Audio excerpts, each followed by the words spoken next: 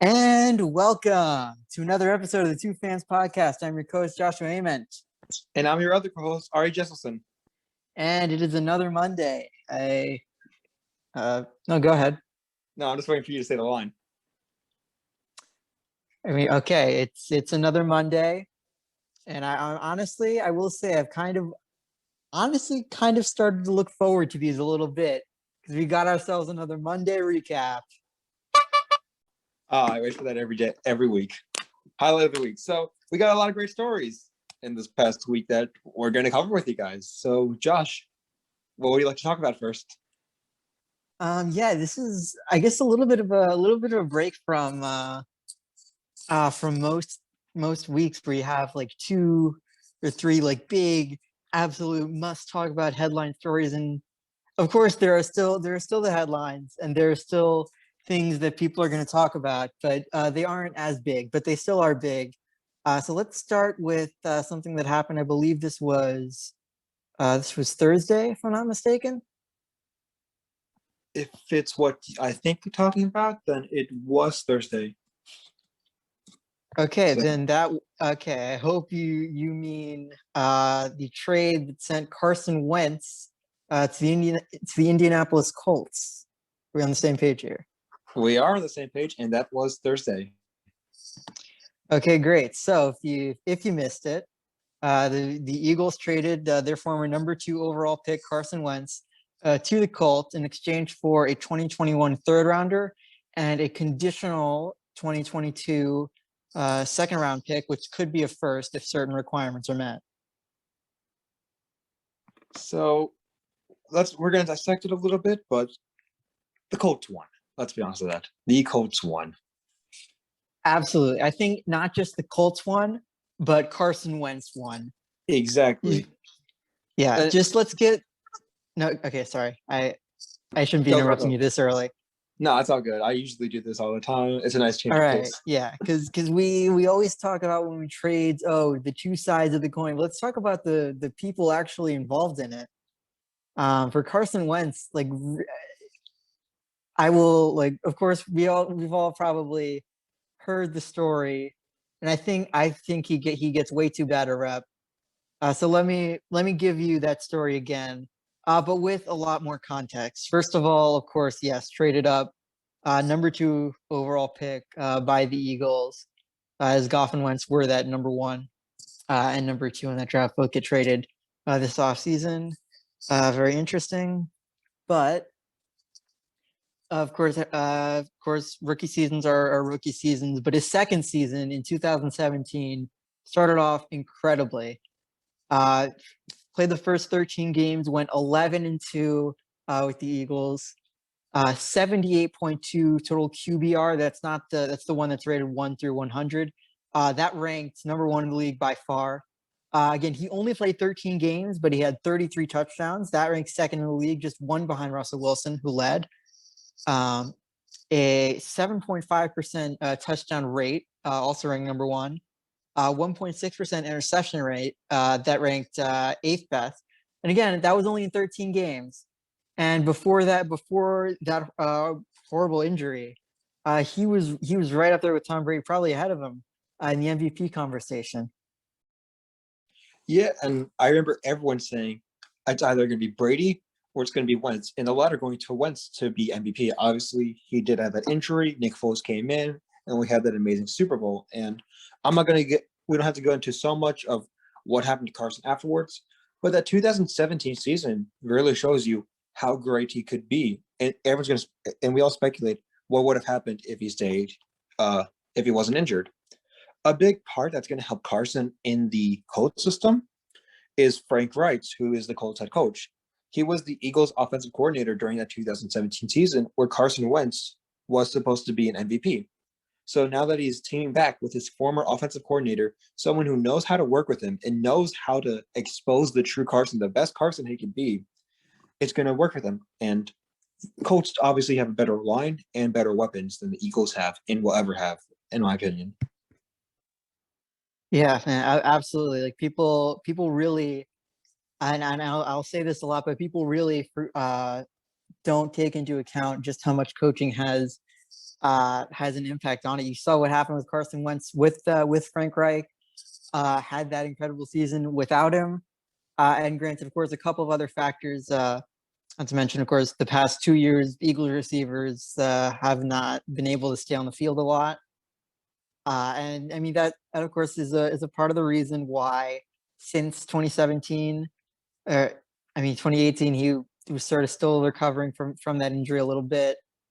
Um, but the past few years, 2019, 2020, he's been healthy, but the rest of his team hasn't really been. And so you've you saw him and the offense around him start to regress. Of course, Wentz, like many quarterbacks, taken number 2 overall and put in a bad situation. No, I'm not saying this just because I'm a Bears fan. Why do you ask? He's thrown under the bus and told to go somewhere else. And I think, again, the best spot for Wentz is absolutely in Indianapolis, reuniting with Frank Reich. Of course, you mentioned that offensive line ranked number 7 this year by PFF, with some key injuries at tackle. The run game with that whole committee of Jonathan Taylor, Naeem Hines, Marlon Mack, even like being led by a rookie in Jonathan Taylor, their run EPC ranked number 16 in the league. That's only going to get better, of course, with a strong line and with development from Taylor. And of course, the defense also ranked 11th in EPC. So you really have a whole lot of pieces with the Colts that Wentz can be put in there, and you can win. And that's not to mention Colts are the youngest team in the NFL, and they have $46 million to spend in cap space this free agency. Yeah, the Colts are set up for a Super Bowl push. I know we keep talking about, and everyone else keeps talking about, the Colts are QB away from the Super Bowl. They just need one more QB. They need someone who's reliable in QB, someone's consistent, and the Colts finally have that guy on top of the $46 million in cap space. This is the time for the Colts to make that push, and this is the time they will, with Carson Wentz taking the snaps. And absolutely, and just going back to Wentz a little bit, because of course, let's not, as much as I want to focus on that 2017 season, because it was really great, and Nick Foles would not have gotten to the Super Bowl without it.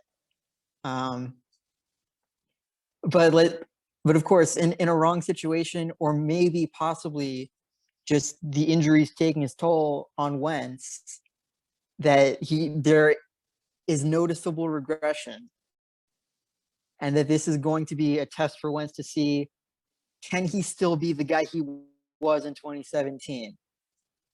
Because if he can't here, then I don't think he can anywhere. And I will make the prediction that Carson Wentz within the next 2 years will either be in an AFC championship game or out of the league. Of course, we'll talk about that downside. But if he's in that AFC championship game, if the Colts can figure it all out, they are right up there with the Chiefs. They are right up there with the Bills in that new age AFC contention. Oh yeah, and it's all up to Carson to really take his spot on the throne, really give the torch to himself. Obviously, the system is going to be built for Carson, and a lot of it, without even taking a snap with the Colts yet, is already fit for him. It's all for him to step up and to show us he could be the guy who he is. Obviously, with injuries, and he's 28, making him a little bit of an older quarterback in most people's eyes. He definitely has somewhat of an uphill battle, but it's all up to Carson to see what he could do, and he just has to step on the field.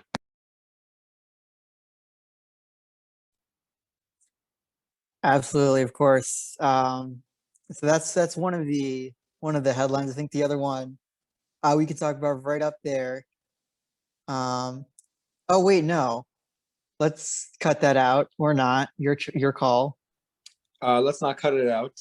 So you were Okay. saying, Because we looked at this from Wentz and the Colts perspective, but let's talk about the Eagles. I got 4 or 5 words. Ha ha ha ha ha. And that's it. I mean, with Yeah, the not dead much. cap space, the receivers fleeting, Jalen Hurts obviously being a younger quarterback, going to his sophomore year, it's going to be harder. It's possible to build around him. It's just going to be harder. And have we seen and has that we've seen with the Eagles in the past? I don't know. It's just gonna. It doesn't look like a great system right now. They're definitely going to be in a rebuild, obviously, but it seems like they've been in a rebuild for so long. I mean, yeah, the one thing that this does for the Eagles, that it does well, is that it solidifies Jalen Hurts as the guy, which is definitely better than having a maybe the guy and then also maybe the guy. Again, Bears fan, I know how that works. It doesn't. Um, but when Howie Roseman is here talking about how he's expecting a Stafford-like deal, and the only concrete thing you get out of it is a third-round pick, what are you doing? You're taking a page out of Bill O'Brien's book. That's what you're doing. Yeah, I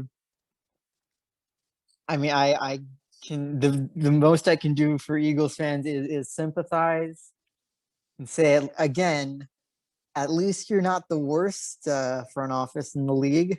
At least you're not the Texans. And that is my motto. Texans fans, I'm sorry, but it's true. But the Eagles, it's definitely going to be interesting to see what's going to happen with them.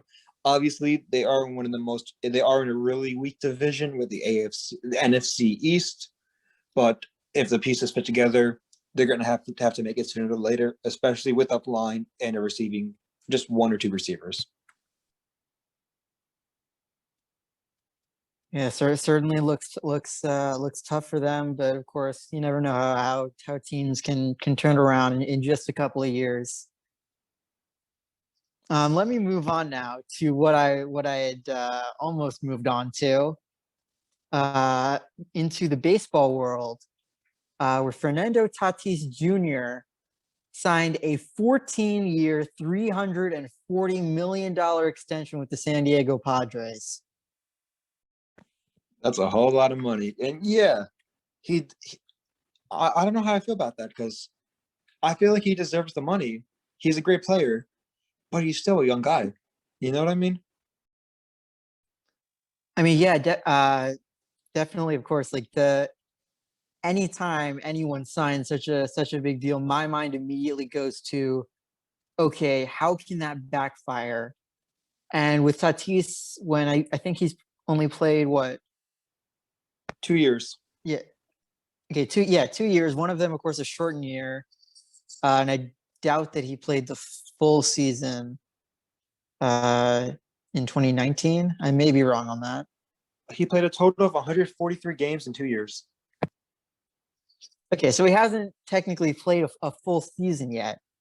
And well, of course, like I'm not going to, don't try to twist this as I'm a Tatis hater, because from what we've seen from him, he's absolutely justified himself as the face of baseball, not the greatest player in baseball. That's Mike Trout, no questions asked. But the face of baseball. As far as one thing that kind of struck me as a little odd, is the average annual value (AAV) of the deal, which is only 24.2 million, which is right now only ranked 22nd in the league. Of course, with the 14 years in terms of total value, that's number three, right behind Mookie Betts and Mike Trout. But only paying like a little bit more than 24 million a year for what could easily be one of the best players of the 2020s. Will certainly help the Padres out a lot. Again, if he stays on the right track, the Padres are absolutely a great situation. Of course, with him, with Machado, with Snell and Darvish, that whole team. I will say, if there's one thing that's making me realize, it is, give me all of the Dodgers Padres. just all of that I will consume. Yeah, and I said before, California's going to look interesting. Obviously, he definitely deserves some money, and only time will tell to see what happens. I just want to grade a really great fact, and you can't attack me for this because I'm a Mets fan. But the last year of his contract, the Mets will make the final payment on Bobby Bonilha's contract in the year 2035. Yeah, that's kind of all I just Yeah, said. yeah. I will say because I kind of sort of looking at this deal, I kind of want to look a little bit at what the future of mega deals in the MLB can look like. Because of course, you saw like the past few years with Harper, Machado, Trout, Betts, now Tatis are just teams are going all in on them. And what does this mean like right now? And what could this mean for big stars with upcoming deals like Juan Soto, like Eloy Jimenez, that are probably going to want to get paid nearly the same amount. Of course, I mentioned the AAV was a little bit down for Tatis's deal, and part of that could be sort of because of the just because of the pandemic, because teams don't may not want to give the Trout 420 something million uh, that much. When of course they still are very much complaining about losses. Um, and it's very possible. And like, of course, you have started to see a trend. Of course, when it's first been sort of like 8-year, 5-year deals, then 8-year deals, and now you have Trout locked up for 12 years. You have Harper for 13 and Tatis 14, which I believe would be the longest, at least active. Don't know how it worked back in the 50s or anything. So it's very possible that teams are really starting to value length and stability to over the average annual value. That's something players are probably going to have to adapt to, and this may be in direct response to the whole sort of Trevor Bauer philosophy of 1-year deal. So teams are going to spend more, so you make more each year. But I digress, and I will say again, I mentioned Tatis is the third highest a contract now. It's 20.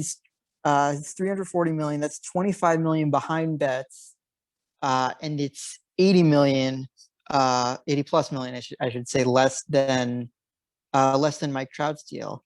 So of course, like after you pay the best player in baseball, and he's not going to get another contract for a while. Are these deals sort of starting to level out? And again, like 5-7 years down the road, when of course there's gonna be a little more inflation, will guys like Juan Soto, guys like Eloy Jimenez, will they kind of be underpaid a little bit?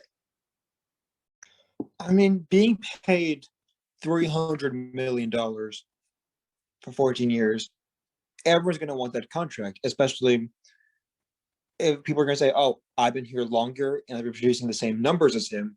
Where's my $300 million? Kind of making this to a competition in a way. Everyone wants to get paid, and there are players who deserve to get paid. We're seeing how it's less of a team wanting, and it's more of a player friendly organization. But the thing is, do these contracts really work in the long run? Also, I mean, sports are unpredictable. Anyone could get hurt at any time. Anyone could lose that strive at any moment. So when we look at a $14 million deal, how much of that 14-year deal, how many years of that is the guy getting being his prime? That's why I think the Bauer thing works great, because it's 1-year deals and he still gets the money. Yeah, of course there is a lot more risk in the 1-year deal of if you have a down year, then your stock's going to plummet, and you don't have another. Oh, I'll still get $20 million next year to bank on. Yeah, but I think that 1-year deals is better than those long deals of maybe 7, 8, and 14 years. I think the perfect, because if they want to get paid that much, taking shorter contracts while still getting the money works better for the player, for his stocks also. But I get for him, you're set up for those 14 years no matter what, which works which works for him, but it also makes the argument how much of that prime is he going to be in those 14. Yeah, it really all comes down to the perspective of it. But one thing I think we can agree on, as far as like, I know I've said my complaints about MLB and the big spender, and how there really probably should be some sort of salary cap. Because come on, like you see the Pirates and Cleveland, and these low payroll teams that just aren't going to compete with them. And it doesn't seem like the parity is going to come back anytime soon with a deal like this. Yeah, no, a cap limit, cap space has to be created soon. Obviously, we're seeing these big contracts, and it's gonna be created probably later, but it should be something that is established.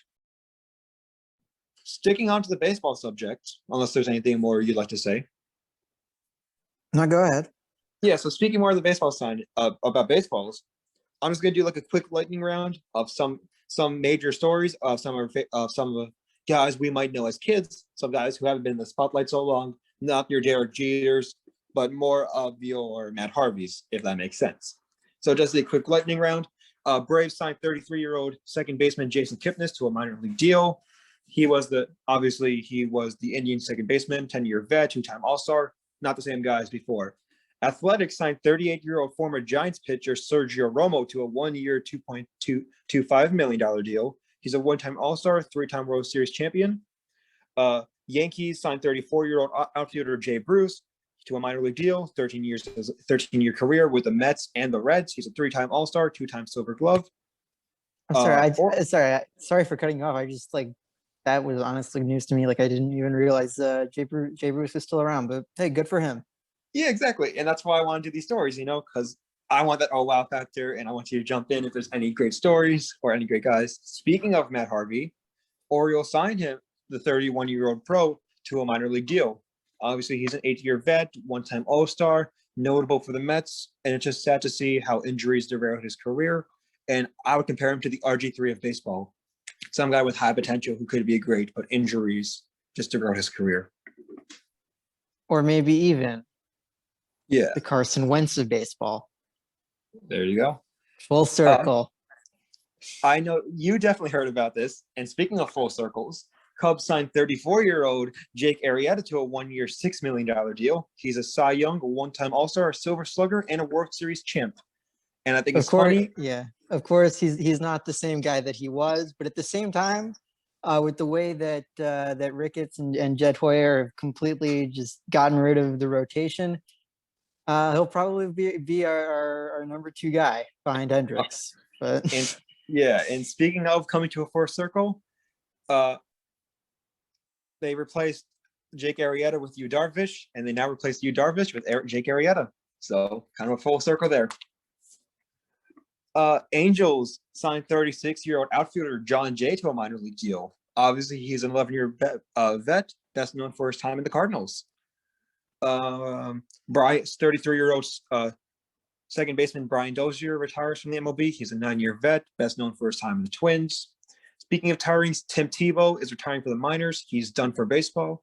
He never made a pro team. He's just been in the minors for a long time. In 287 games, he had a batting average of .223, 18 home runs, 107 RBI, an OPS of .638, and 327 strikeouts.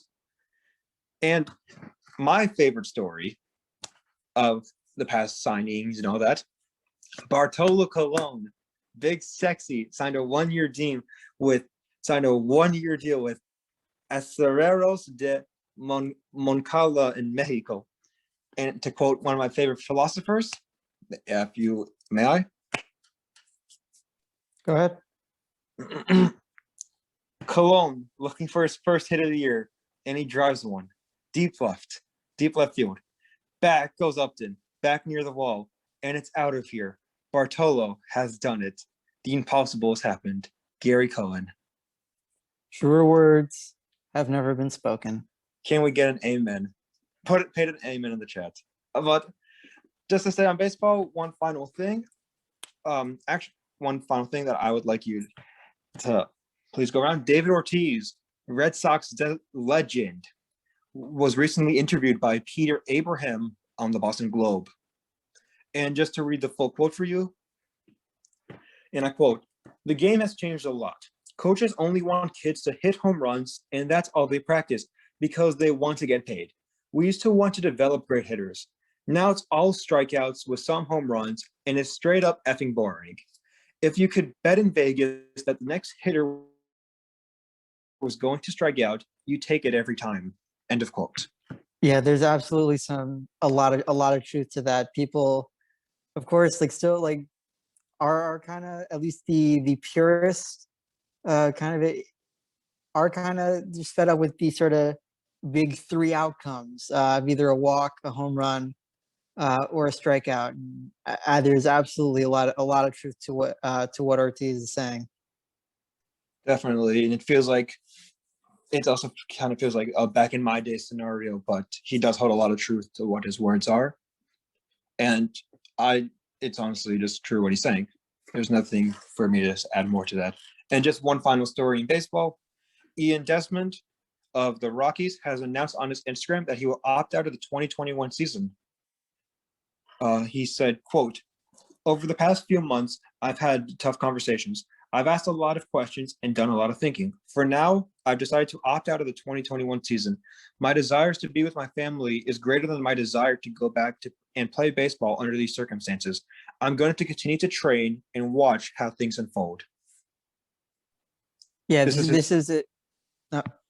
is a very, very, very good reminder that we're still in a pandemic here.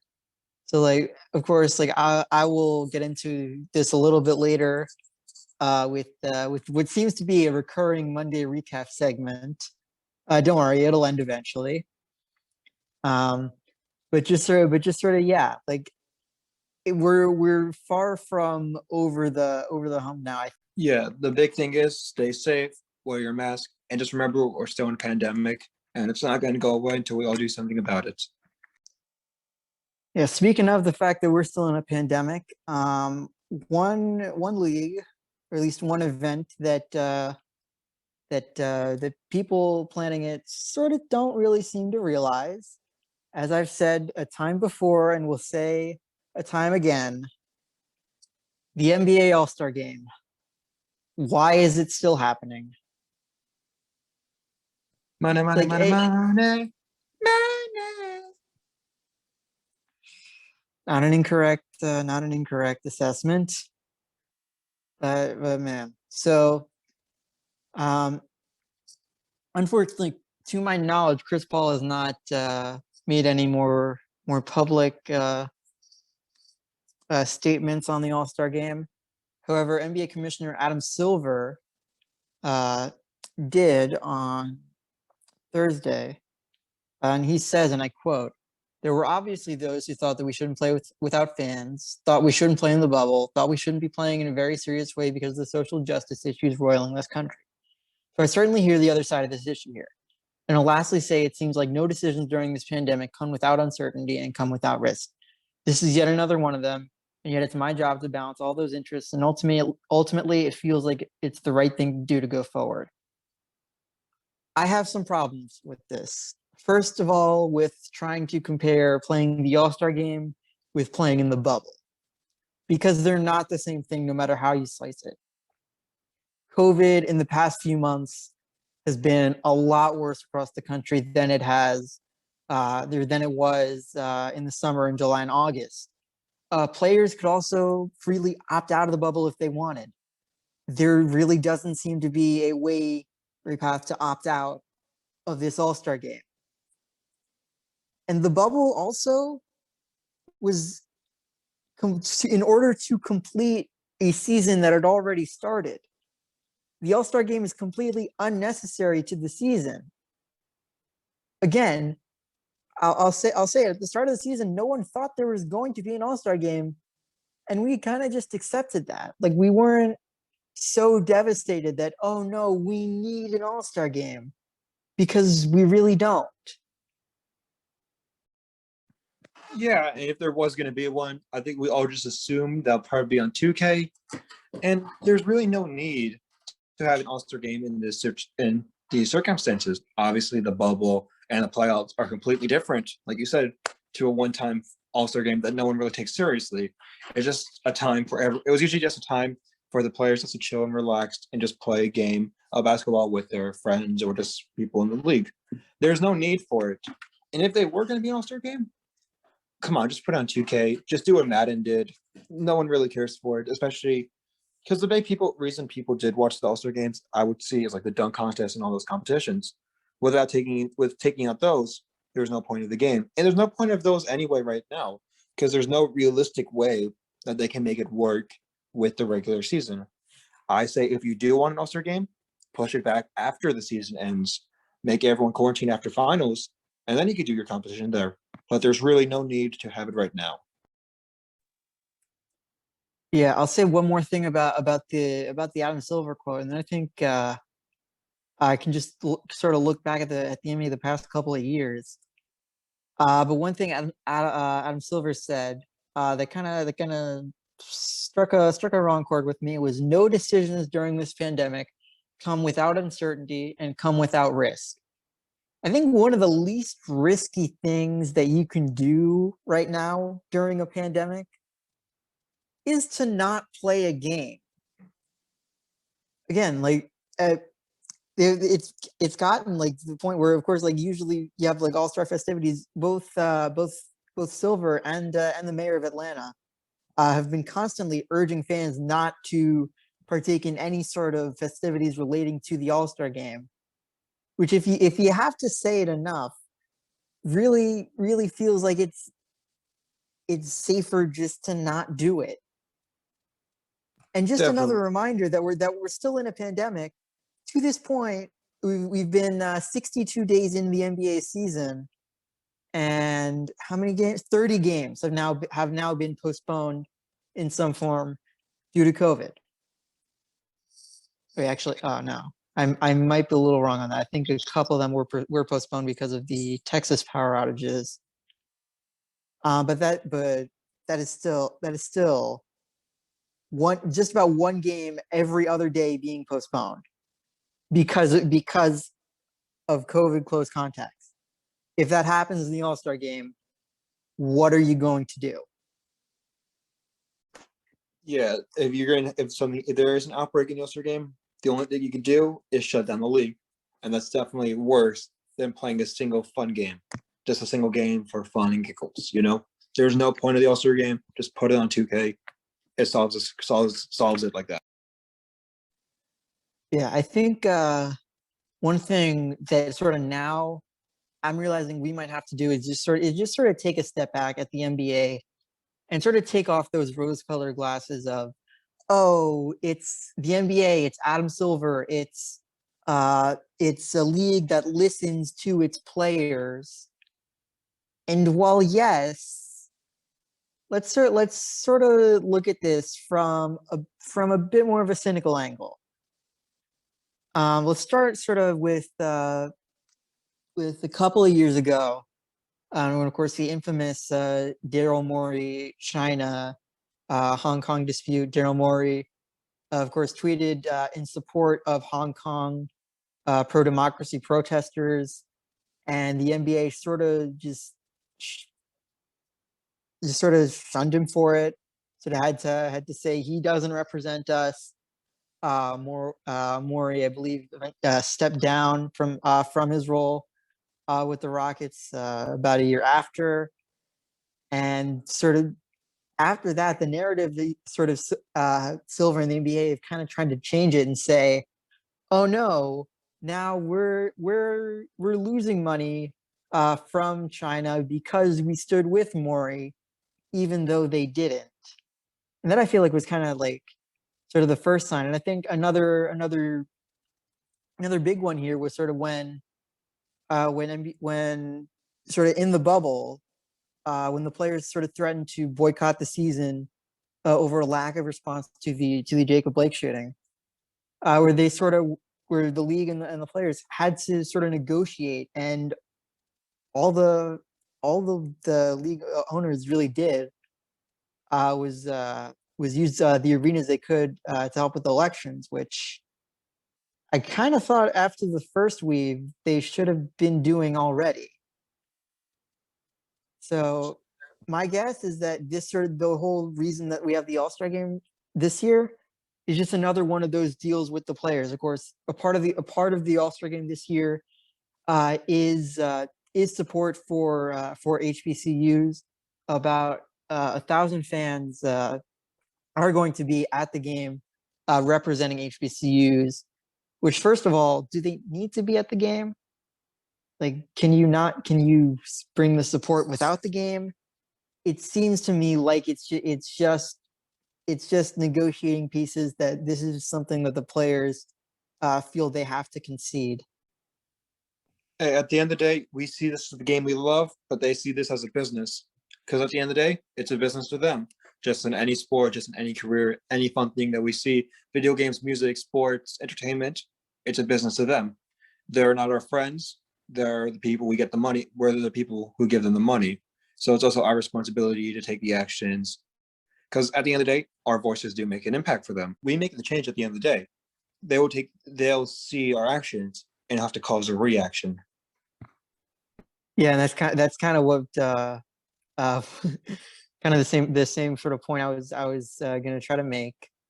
Where at the end of the day, we sort of have to stop giving the credit to the NBA and sort of give credit to the players who actually prompted the NBA to make the changes they did in the first place. Exactly. Another interesting-ish story that came out was the NFL is going to increase their salary cap to $180 million. Before it was $175 million, and I don't know what it really improves upon. I don't really see that as such a big thing for most teams. Kind of unnecessary, but I see there's a growing market in players who want to get paid. So obviously they're going to have to compute that with something, and it's really just a story that's there. It did happen, and obviously it just allows people. It's going to allow players to get paid more. For all we could see more than we could probably see something like baseball, where these players are getting unrealistic amount of salaries. And I mean, I will say that of course with COVID, we all kind of knew the NFL wasn't going to increase their cap and that it would probably go down. So it is still nice to see that it is going to be bigger than what we thought it would be. So that still players are going to be able to get paid, because once again, we're still in a pandemic. Yeah, but this is a more down the line in the future, and I don't know. It just players are going to get paid. Players want to get paid, so this allows a lot of teams to open that board up. Let's move now to a sport we've only covered once so far. Let's go to tennis. The Australian Open just finished this past weekend on the women's bracket. Naomi Osaka won, defeating Serena Williams in the semifinals and Jen Brady in the finals. It's her fourth major, second Australian Open, all on hard courts, 2 Australian Opens, 2 U.S. Opens. Of course, she's only 23. We're just starting to see the best of her abilities. Over in the men's division, Novak Djokovic won his 18th major and his 9th Australian Open.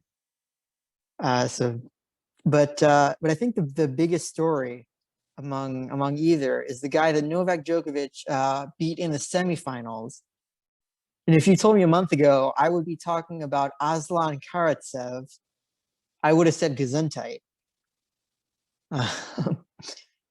But he's made a heck of a name for himself this Australian Open. This time last year, he was ranked number 262 in the world. 262, man. He spent most of his he's born in Russia, spent most of his youth in Israel, moved back to Russia at 16. He's been on the ATP tour since 2013. Done a lot of trading in Spain and Germany, and he just this year qualified for the Australian Open, the first time he's ever qualified for a major, and reached the semifinals. That's the first time it's the first time that any man in the Open era has reached the semifinals in his first Grand Slam appearance. Also, the first qualifier to reach the Grand Slam semifinals, or to reach a semifinal at any point in the Grand Slam since 2000. So along the way, he beat number 8 seeded Diego Schwartzman, number 20 seed Felix Auger-Aliassime, and number 18 seed Grigor Dimitrov. Of course, until losing to eventual champion Novak Djokovic in straight sets. But now, of course, with new rankings coming out right after the tournament, he is now ranked number 42, which is a whopping 72 places above where he was before the tournament. God damn, hard work does pay off. Great for him, though, you know. And this is going to be great to see how his career goes. Definitely got a bright future ahead of him. Yeah, absolutely. It certainly took a while for him to break through, but man, do we love us an underdog story? And yeah, it's certainly going to be hoping that's sort of the starting point for what he can do from there. And with that, that's about as good a point as any to end this episode off on. So thank you once again for listening to us and bearing with us. We do this every single day, Monday through Thursdays. Kind of took a little bit of an unannounced hiatus last week. We do apologize with that. However, I do think we can make it up to you with our Jack Spirek interview. If you have not seen it, that should be up to YouTube within this week. So with all that being said, you can find all of our other podcasts on Spotify, Anchor, YouTube, and wherever you get your podcasts. And as always, until next time, we will talk to you then.